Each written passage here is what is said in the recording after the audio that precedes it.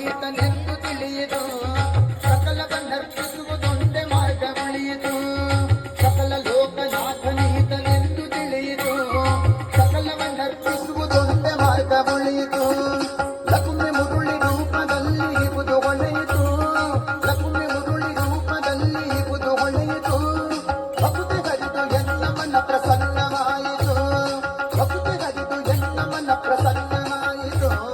ಬಾರೆ ಸಖಿ